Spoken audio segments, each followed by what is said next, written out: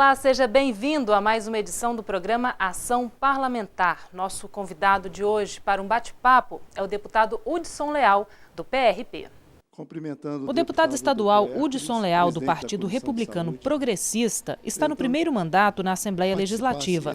Formado em medicina, especialista em anestesiologia, tem a saúde como a principal área de atuação no parlamento. Nesta edição, fala de sua trajetória política e opina sobre os programas federais Mais Médicos e Mais Especialidades. Deputado, seja muito bem-vindo ao nosso espaço pela primeira vez. Eu que agradeço e gostaria de cumprimentar todos que nos assistem pela TV Assembleia. Ok.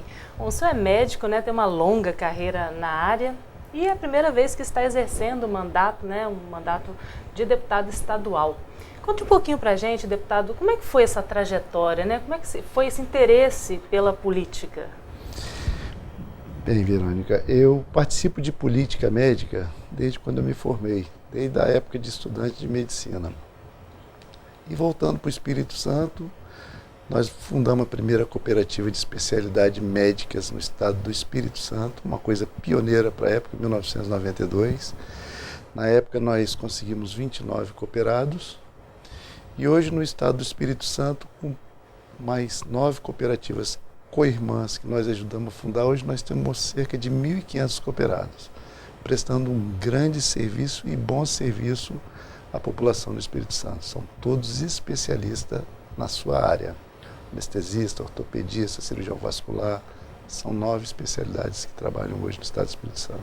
Então começou, né, com esse trabalho aí à frente desse projeto, né? Eu também participei do Conselho Regional de Medicina, um grupo jovem na época. Nós participamos de uma eleição de um grupo que estava há 20 anos, um grupo de jovens médicos, e administramos o Conselho Regional de Medicina, da qual eu fui corregedor nos 10 anos que eu fiquei lá. Durante 4 presidentes eu fui o corregedor do Conselho Regional de Medicina do Estado do Espírito Santo. Eu vi que o senhor também participou da fundação, além da cooperativa de anestesiologistas, o senhor também lançou o Instituto Brasileiro de Anestesiologia, é isso?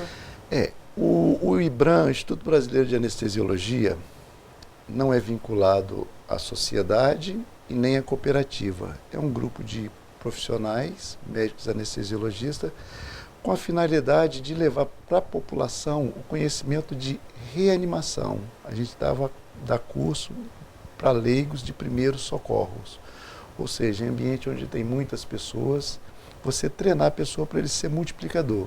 Porque eu sou anestesiologista, e o anestesiologista ele tem, assim, de todas as especialidades médicas, é o que tem mais experiência em parada cardíaca. Então a gente transmitiu o nosso conhecimento para leigos. Fizemos alguns cursos aqui no estado, muito bom. As pessoas pedem mais, mas agora com a atividade parlamentar está muito difícil de você conciliar o tempo e levar isso para as pessoas que realmente precisam. Por exemplo, professores, líderes comunitários, a gente treinar uma pessoa que vai repetir aquela manobra, levar para outras pessoas, e no caso de uma fatalidade em algum lugar, ele saber dar os primeiros atendimentos. Bom, deputado, então o senhor, como a gente mencionou agora há pouco, o senhor está primeiro cargo eletivo do senhor, né? Como é que o senhor tem sentido, né, essa experiência aqui na Assembleia, como agora deputado estadual, né, além de médico? Exatamente, Verônica. Eu continuo com minha atividade de médico, eu acho que é uma profissão que eu tenho. Eu sou médico com muito orgulho. Está conciliando as duas coisas? Sim, estou conciliando, conseguindo conciliar com a ajuda de todos os colegas, que aqui eu gostaria de agradecer, que me deixam escolher os plantões, então fica muito mais tranquilo. A gente, quando está fora daqui, a gente vê o parlamento de um outro olhar, mas aqui dentro o deputado trabalha muito. É assim, o tempo aqui dentro, segunda, terça, quarta, quinta e sexta-feira, todos os dias tem atividade. Você tem atividade no plenário, você tem atividade nas comissões que você participa. Participo de 3 comissões permanentes da casa. Estou indo para a 4ª comissão, que é a comissão de cooperativismo, e fora a CPI e as frentes parlamentares. E ainda fazer visita às secretarias. Então é um trabalho muito grande. E assim, as pessoas tinham que passar aqui um dia para ver que a gente trabalha muito. Para você chegar a fazer uma lei, você fiscalizar, você tem muito trabalho, não é um trabalho simples, não. É isso aí, aproveito para fazer o convite, quem não tem a oportunidade de vir aqui à Assembleia, que todas as reuniões são abertas ao público, pode acompanhar tudo aí pela TV Alice, também agora na internet, em canal aberto e digital.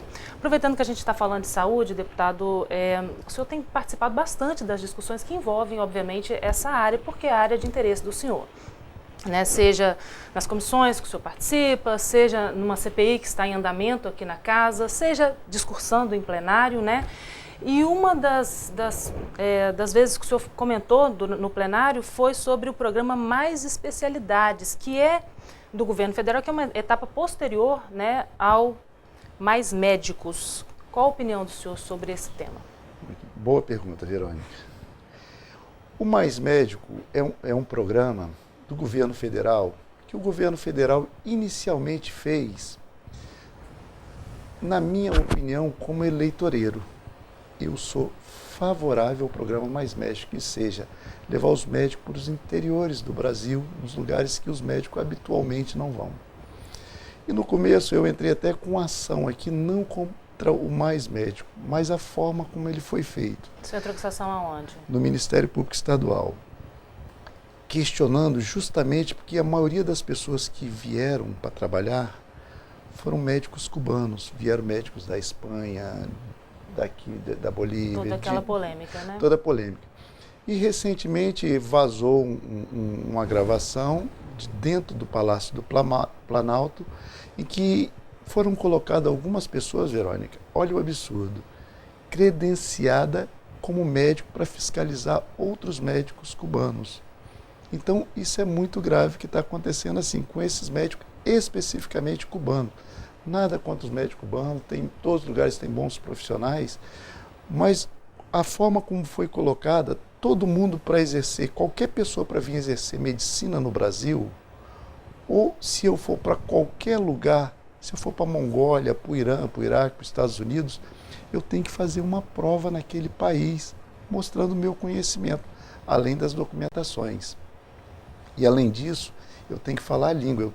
Se eu for para a China, eu tenho que falar mandarim. É o mínimo, né? É o mínimo. Então, para vir para aqui, para o Brasil, as pessoas têm que fazer uma prova. Existe uma prova chamada Revalida, que o Brasil precisa de vir profissionais de outros países para a gente enriquecer o nosso conhecimento, troca de conhecimento. Mas esses médicos que vieram, eles não fizeram essa prova. Então, meu questionamento é somente esse, a forma como eles foram colocados. O Mais Médico é importante? É importante, sim. Hoje, o Brasil tem 18.240 médicos aproximados nesse programa Mais Médicos. Eu acho que ele deveria ser mais estendido, mas com uma coisa, Verônica, somente com médicos brasileiros e os que vierem de fora que façam essa prova. Recentemente, o governo federal fez uma divulgação que em um ano colocaram 63 milhões de atendimento. A princípio você vai olhar, que maravilha, 63 milhões de atendimento. Mas essa conta não é simples assim não. Você pega 63 milhões de atendimentos médicos no Brasil, nós temos uma dimensão de um continente, divide por 12 meses. Vão dar 5.250.000 atendimentos por mês. É muito? É muito atendimento, exatamente, muito atendimento. Você divide em média que eles trabalham de segunda a sexta-feira por 22 dias da semana. Vai dar aproximadamente 283 mil atendimentos por dia. É muito? É. Mas quando você divide com os 18.240, a média de atendimentos são 13 atendimentos que um médico faz. É um número muito pequeno e um valor assim, justo, R$10.000, hoje está 10.400, é um valor justo que todos os médicos deviam receber. Mas o que está acontecendo com Cuba? Os médicos que estão aqui, eles estão trabalhando em condições subhumanas, eles não podem conviver com o brasileiro, ter relacionamento, conversar, eles são vigiados. Então a minha denúncia foi justamente por isso, para dar mais condições de dignidade a eles e eles receberem o salário integral. Mas hoje, esse trabalho tinha que ser feito por médicos brasileiros. O Conselho Regional de Medicina, Verônica, ele não tem poder de fiscalizar esses médicos. Os médicos que trabalham para acompanhar eles, a pessoa está lá em Atílio Viváqua. O médico, para acompanhar, para ver se eles estão fazendo como deve ser feito, ele fica aqui em Vitória, vai lá de 15 em 15 dias. Então, essas pessoas que a gente, assim, eu discuto muita formação dos médicos que vêm de Cuba, porque Cuba ficou solitário por mais de 4 décadas. Recentemente que chegou internet lá. Eles não têm conhecimento de medicina como você tem. Medicina evolui muito. Se você ficar um ano sem ir no congresso, sem estudar, você está desatualizado. Imagina você ficar 40 anos sem ter informação, sem ter internet, sem chegar a livros. Olha as condições que essas pessoas estão chegando. E uma outra coisa que eu questiono muito é se eles realmente são médicos. Eu vou ter a oportunidade de apresentar em breve aqui, assim, algumas receitas que chegam e você não tem como você fiscalizar ele, porque o CRM não pode chegar lá e atuar essa pessoa. O CRM só pode fiscalizar quem está inscrito no conselho. E esse programa, eles não são inscritos no conselho, somente os médicos brasileiros. Então é uma coisa que não tem muita lógica. O valor, eu acho que o governo federal, eles tinham que intensificar com o médico brasileiro e fixar no programa de saúde da família esses médicos brasileiros. Hoje, eu falo com muita segurança, o Brasil, depois desse programa Mais Médicos Gerais, ele dividiu a população brasileira em 2 classes de atendimento médico. A primeira classe é a classe A, aqueles que são atendidos por convênios, que têm uma condição que não são a maioria do Brasil, e aqueles médicos que são atendidos pelo SUS, Sistema Único de Saúde, mas por médicos brasileiros. E uma classe que eu não chamo nem B, C, D, que são atendidos por esses médicos que você não sabe a formação, principalmente os médicos cubanos. Esse nós temos certeza que eles não têm uma formação digna. A ponto de algum tempo, eu não sei se você é jovem, você não lembra, então meus cabelos brancos permitem falar com mais experiência sobre isso. Já teve época que eles tratavam câncer, divulgava, uma mentira repetida várias vezes torna-se verdade. Eles repetitivamente falavam que barbatana de tubarão para curar câncer. Tipo umas coisas dessas. Tratamento de vitiligo em Cuba. Até hoje não se tem um tratamento de vitiligo. E eles divulgavam, muitas pessoas iam para lá, enganadas, gastavam uma grana, uma fortuna e ninguém resolveu. Eu não conheço nenhuma pessoa que foi tratar vitiligo em Cuba, que eles falam que são referência em medicina e veio tratado. Então, isso é uma forma deles venderem esse peixe para o governo brasileiro, porque eles são médicos bons e o governo brasileiro caiu no canto da sereia e comprou o serviço deles. A maioria das pessoas que estão são de médicos cubanos. Hoje, em Cuba, 7% do produto interno brasileiro deles, sabe o que é? Não é petróleo, é exportar médico para outros países. Então você acha que isso a medicina lá é tratada como mercadoria. E nós não podemos aceitar uma coisa dessa no Brasil. Vão ter colegas que vão falar, tem pessoas que defendem, são pessoas de boa, assim, convivência. As pessoas dizem que eles chegam, botam a pessoa do lado, senta aqui, abraça, dá um beijo. Eu vejo isso como outra coisa. Isso, lógico que tem que ter a relação médico-paciente, tem que ser boa com o paciente. Isso faz parte, inclusive, do tratamento. Quando você se identifica com o médico, ajuda no tratamento. Se você não identifica, te atrapalha. Eu acho que isso é uma coisa, assim, não é educação, é para você mascarar a sua má formação, talvez até a sua não formação em medicina. Essa é a opinião minha, assim, eu entrei com ação para ver quem são esses médicos que estão fiscalizando outro médico. Saiu nos jornais aqui na época, então assim, eu espero muito que o Ministério Público investigue isso. E se não for, a gente vai para outras instâncias também, Ministério Público do Trabalho, Ministério Público Federal. Então assim, o programa Mais Médicos, eu sou favorável que seja feito por médicos brasileiros. Os médicos brasileiros têm uma formação muito boa, a gente sabe do sofrimento de um estudante de medicina. Ele perde a sua adolescência, a sua juventude se dedicando ao estudo. Para vir outras pessoas, chegar aqui, se equiparar ao médico e você ter dúvida da sua formação.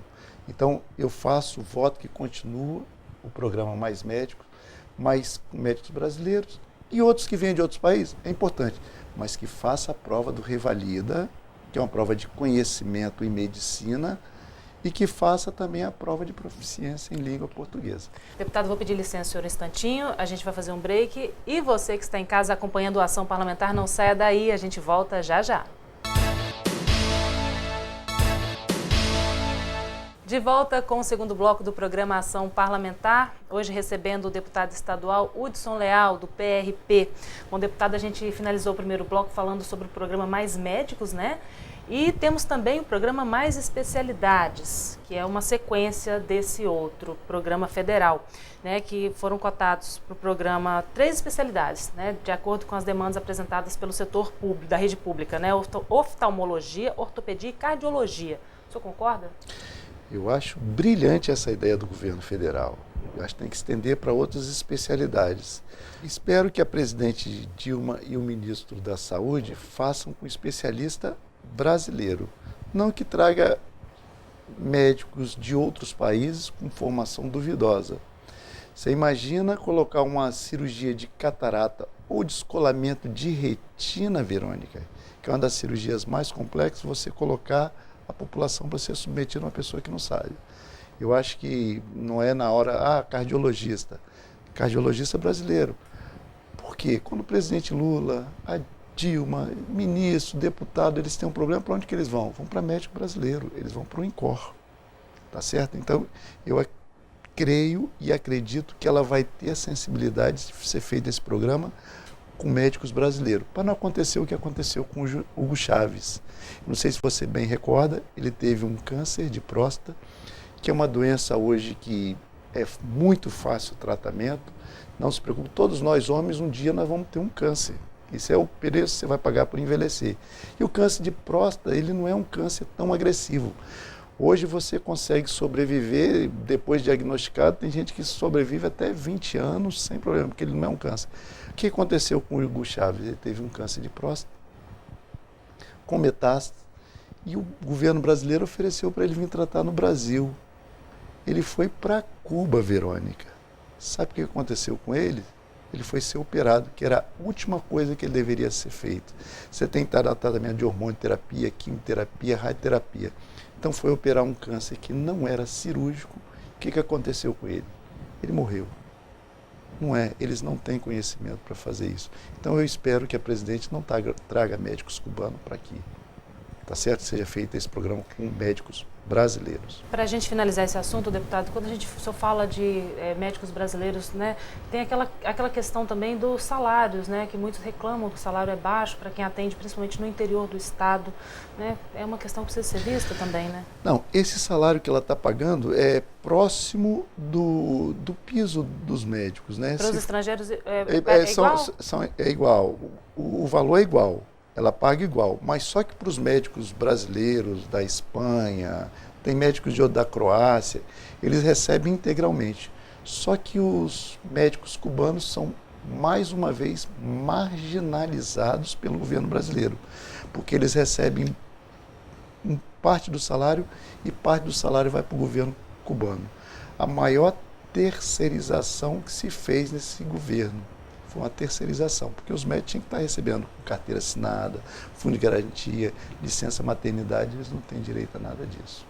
Então, o governo briga contra a PL 4330 e eles fazem a maior terceirização que se tem história na medicina do Brasil, que é o Mais Médicos, que foi feito com a OPAS.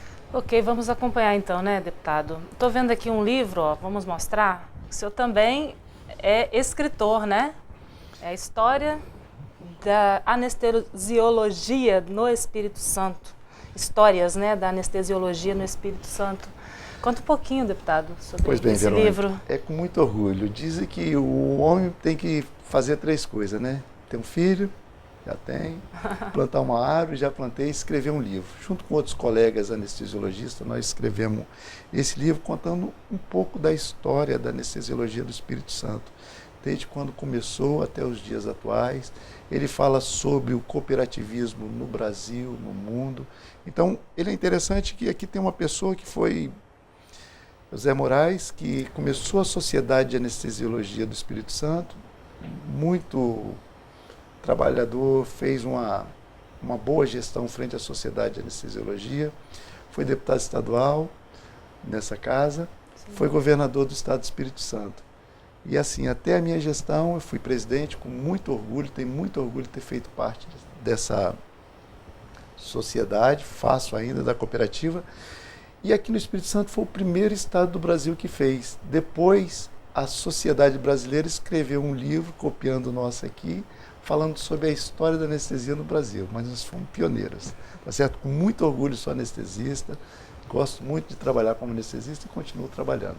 Isso aqui é presente para a Assembleia Legislativa, depois focar na biblioteca aqui da Assembleia. Muito obrigada. Na verdade são histórias, né? Tem coisas aí que fogem um pouco dessa questão técnica? Não fala da questão técnica, muito sutilmente como é que era feita a anestesia quando começou, que a anestesia é uma ciência que evolui muito, todo dia ela evolui, então você tem que estar em constante estudo para você se manter atualizado. E a anestesiologia, eu vou falar um pouco, eu sou médico, formado na UFES aqui, nasci no Espírito Santo, fiz pós-graduação em anestesiologia na USP de Ribeirão Preto, tenho título de especialista, todos os médicos aqui do Espírito Santo que trabalham na cooperativa têm o título de especialista de anestesiologia e eu tenho um título superior de anestesia, que é um título que poucos do Espírito Santo têm e no Brasil. É um título acadêmico. Hoje aqui nós devemos ter quase 300 anestesistas, deve ter no máximo uns 15 que tem. Então na anestesiologia eu atingi a graduação máxima na anestesiologia. Deputado, certo? Eu adorei o papo com o senhor hoje. A gente quer agradecer, né, a participação do senhor aqui conosco no nosso programa Ação Parlamentar. Obrigado, eu que agradeço a todos. Ok. Obrigado.